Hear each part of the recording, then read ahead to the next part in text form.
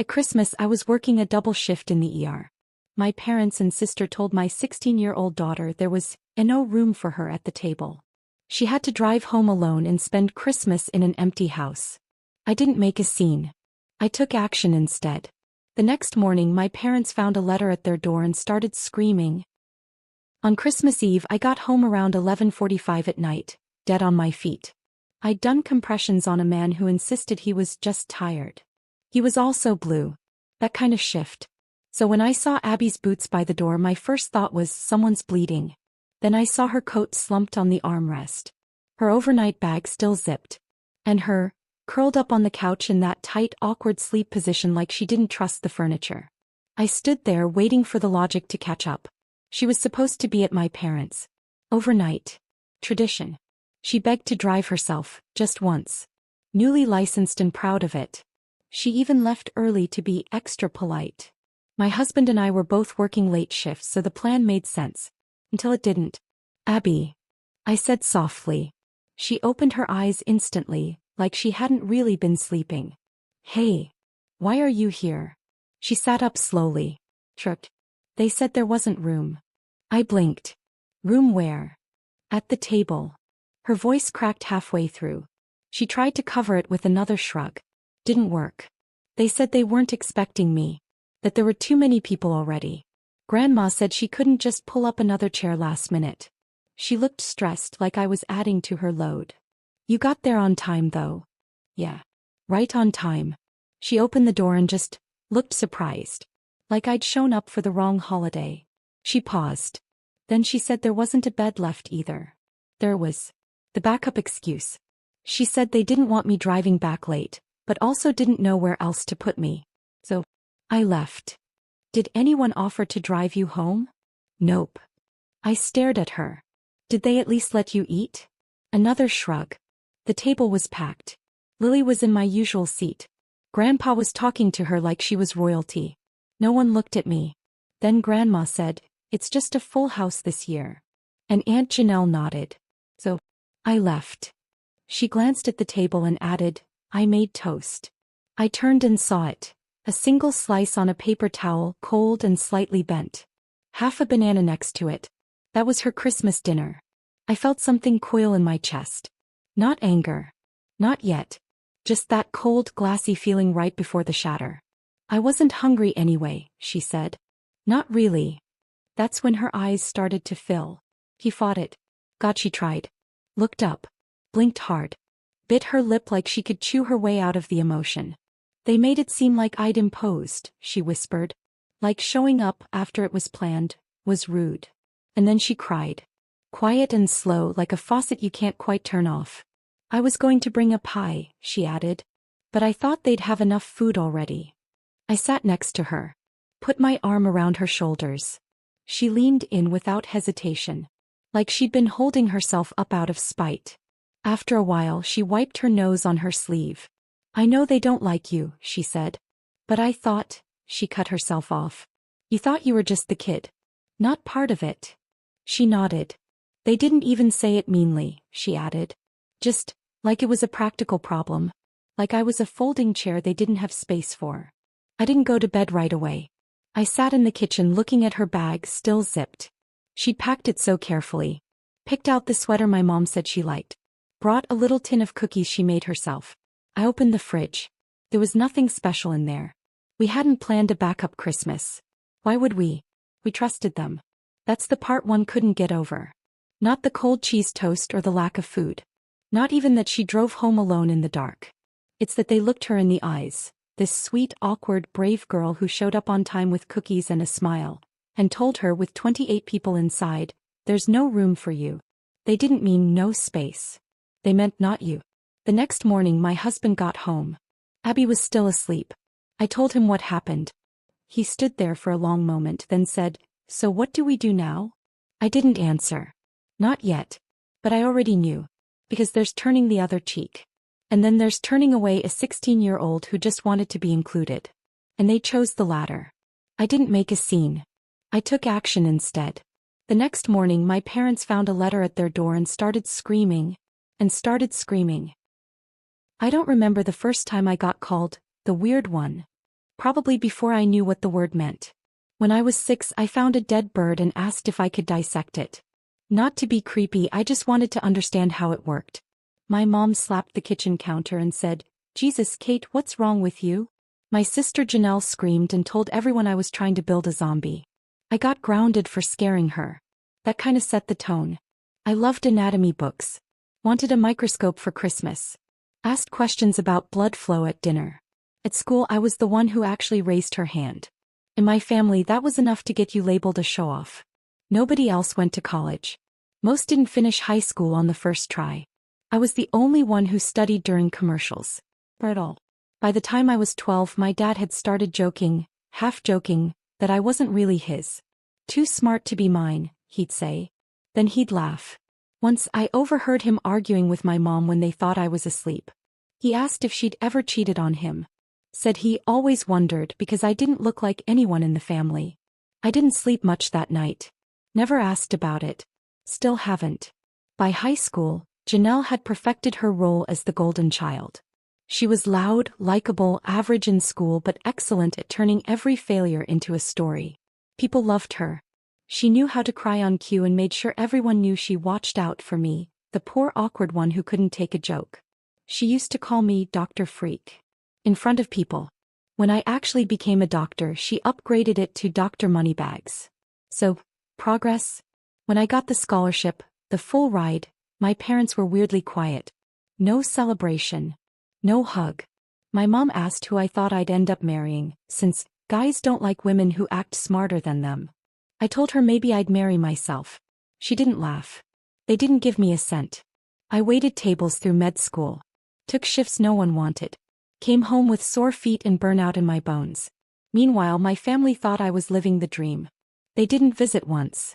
Years later, after my second residency, I got the first steady job that made me feel like maybe I wasn't drowning. My husband and I met during an overnight shift. Very romantic if you find shared exhaustion romantic. And eventually moved to a place where we could afford more than instant noodles. And that's when the calls started. Can you help with the electric bill? Can you co-sign this lease? Can you talk to a doctor friend about Uncle Pete's back lump? I did what I could. Most of it without hesitation. When my parents were approaching retirement, way too early and with zero savings, I stepped in. They'd never owned a home. Always rented. Bad credit, bad luck, whatever the excuse of the year was. So I bought a modest 2-bedroom house and handed them the keys. I told them it was a gift. That I'd handle the mortgage. The house is in my name. But they live there like it's theirs. Rent-free. Utilities? Covered more often than not. Medical stuff? I have insurance access, yes. I never said no until recently. A few months ago, Janelle called. Lily, her daughter, the one who can do no wrong, had been accepted into a prestigious STEM summer camp. She's got your brain, Janelle said like it was a compliment. This could change her life. I asked how much. $1,200, she said. But it's worth it. And you of all people. That's where I stopped listening. Abby never went to a summer camp like that. Not because she couldn't, she just never asked.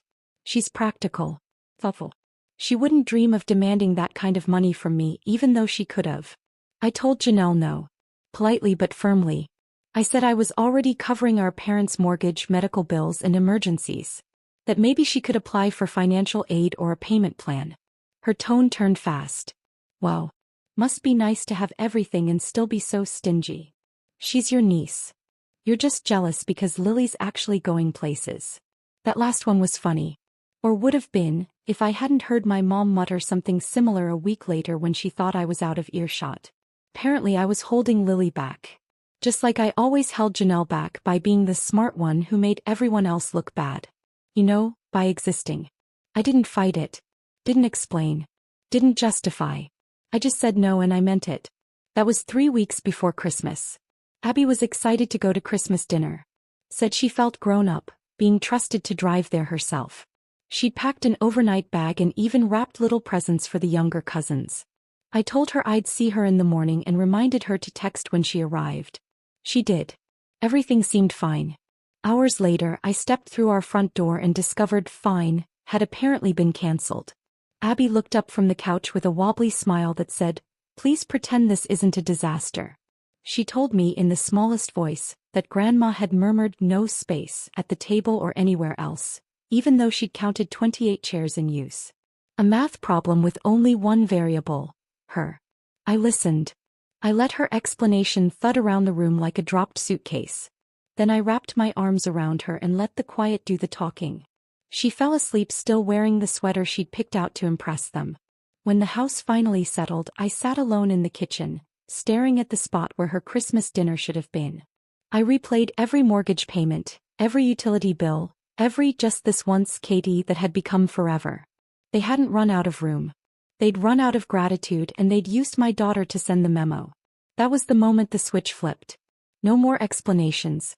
No more polite negotiations. I didn't even bother deciding if I'd act, only how soon. We didn't speak much on the drive over. My husband sat beside me in silence, his hand resting lightly on my knee like a grounding wire. Not comforting exactly, just solid. Present. That was enough. The morning after Christmas always has that weird fuzzy quiet. Like the world still hung over on sugar and wrapping paper. I was just hoping the house would be empty. It wasn't. There were still 2 extra cars in the driveway. I recognized one as Janelle's. The other probably belonged to whatever cousin had stayed late for leftovers. We got out. I held the envelope tight. I hadn't slept. The shift, the scene with Abby, the cold dinner tray on the counter that still hadn't been cleaned up. It was all humming in the back of my brain like a blown fuse. I rang the bell. Waited.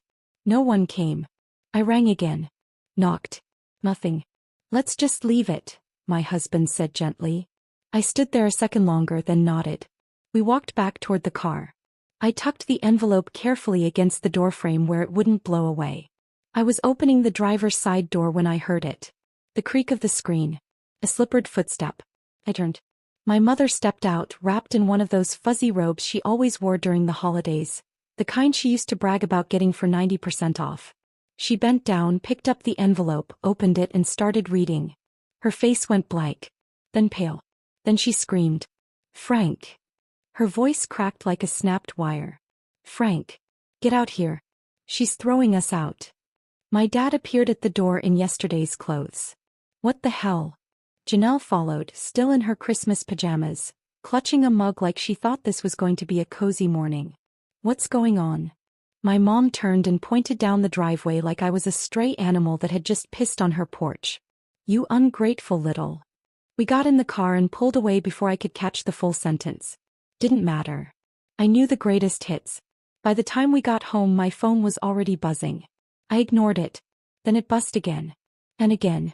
The 6th time I picked up. How dare you, my mom shrieked. No hello. No pause. Not even a fake concern for Abby. You've lost your damn mind. I held the phone away from my ear. I could still hear my dad yelling in the background. If you do this, you're no daughter of ours, he bellowed. They didn't ask why. They didn't ask what happened. They didn't even mention Abby. Not once. I hung up. They kept calling. Janelle started texting. I think one message actually said, "This is going to ruin your reputation. Think of your career." Oh honey. My patients don't care where my parents live. By evening my phone looked like it had gone through a breakup. 32 missed calls. 14 texts. 3 voicemails. One cousin even had the nerve to message, "Not my place but this feels extreme. You only get one mom." I didn't answer any of them. The next morning there was a knock at the door. I looked through the peephole. Of course. My mother. She was standing on my porch in that same fuzzy robe holding the eviction letter, now crumpled and damp like she'd been squeezing it for 2 hours straight. I opened the door but didn't invite her in. She didn't wait. "You're really doing this?" she hissed. "After everything we've done for you?" I let that hang for a second. Then I said quietly, "You mean the house I bought for you? The bills I paid? The health coverage I arranged because your Medicare didn't cover your blood pressure meds?" She flinched. For a millisecond. Then she straightened, eyes sharp. "We raised you. We gave you everything. You didn't even let my daughter eat dinner," I said. That stopped her. Briefly. But she recovered fast. "Don't be dramatic. We didn't have enough chairs." "There were 28 people there," I said. "Even a neighbor." Her lips pressed tight. "I didn't send that letter to be cruel," I added. But if you think you can treat Abby like she's disposable. Oh, for God's sake, she snapped, suddenly animated again. Stop acting like we're monsters. You're the one tearing your family apart over a misunderstanding. And now you're threatening your own parents. She held up the letter like it was evidence in a trial. Then, and I swear this part felt like theater, she ripped it in half. Just stood there and tore it down the center like that would somehow void the legal process. There, she said. That's done. Now if you want us to forgive you, you'll pay for Lily's science camp and drop this ridiculous tantrum. She smiled like she'd just solved the whole thing. I didn't say anything. Because that was the moment I realized. They hadn't taken me seriously. Not for a second. Not when I was a kid. Not when I became a doctor. Not even now. To them, I was still the awkward science-obsessed girl who should be grateful for scraps and stay in her place.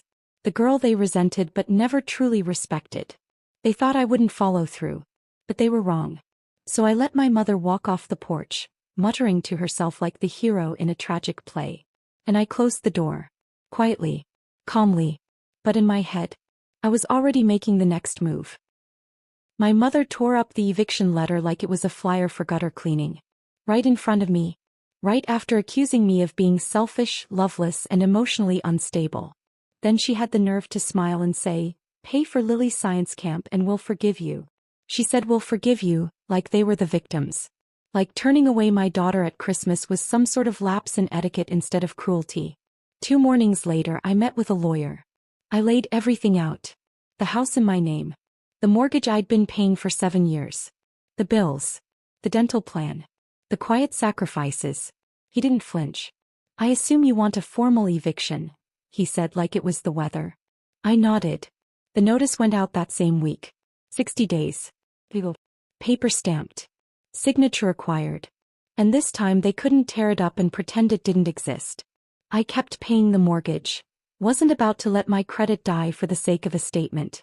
But everything else? Gone. Utilities, cable, medical reimbursements. They got a crash course in what no support actually looks like. 2 weeks later someone knocked on my door. It was Aunt Elaine. The good aunt. Or so I'd thought. She had a tin of cookies and a rehearsed look of concern. "Kate," she said, "I just want to talk." I let her in. I already knew why she was there. We sat in the kitchen. I poured tea. Neither of us touched it. "It just doesn't sound like you," she started. There was. "Throwing out your parents over a misunderstanding," she added gently. I laughed once. Not kindly. I told her about the house. The bills. The Christmas Eve betrayal. How my parents had made room for 28 people, including a neighbor and 2 cousins I hadn't spoken to in a decade, but not their own granddaughter. Aunt Elaine paled. "I didn't know," she said. "They didn't tell you," I corrected. She left like someone who couldn't unhear what they'd heard. 3 days later I got a text. I didn't understand before. I do now. 1 week before the deadline my lawyer called. "They haven't moved." "At all," he said. "Then we proceed," I replied. I listed the house that same day. Set a fair price, not high. I wasn't trying to squeeze value, I just wanted it over. A buyer made an offer fast. Families love that area. They just wanted it empty. "Vacant possession required," my agent reminded me. "Noted," I said. I didn't go the day they were removed. The new owners took care of it through legal channels. I heard it wasn't pretty. But what came next wasn't better. Janelle took them in. Of course she did. My sister always liked to cosplay the better daughter. She gave interviews to cousins like it was a press tour. "She's abandoning them," she said. All because of one holiday mishap. 3 weeks later she was on my doorstep, eyes bloodshot, hair in a frizzed bun. "I can't do it," she said without even saying hello. "They're fighting constantly. Mom thinks the living room's too small. Dad says my kids are noisy. They refuse to share a bathroom. I'm going insane." I leaned on the doorframe, arms crossed. "They need a rental," she said. "You could at least help with that. Just enough for a deposit." "No. Kate. You watched her get turned away on Christmas Eve and just stood there. That was your choice. This is mine." She blinked. Then turned and walked away. A week later she kicked them out too. They landed in a rental no one would brag about. 2 rooms. 1 heater. A front step that slanted like a shrug. Their pension barely covered rent and food. Gone were the vacations, the dinner parties, the cruise they'd been eyeing for their anniversary. They tried to call in sympathy from the extended family. Claimed I'd cut them off without warning. That I was unstable. That I'd always been cold. But by then I'd quietly spoken to the uncles and cousins.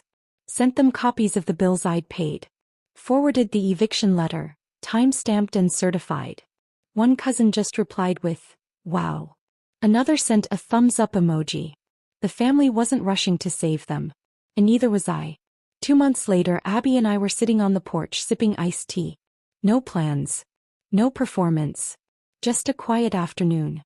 She said, "I don't miss them, you know." I didn't either. My phone buzzed. Unknown number. I opened it reflexively. "Hope you're proud of what you've done." I deleted it.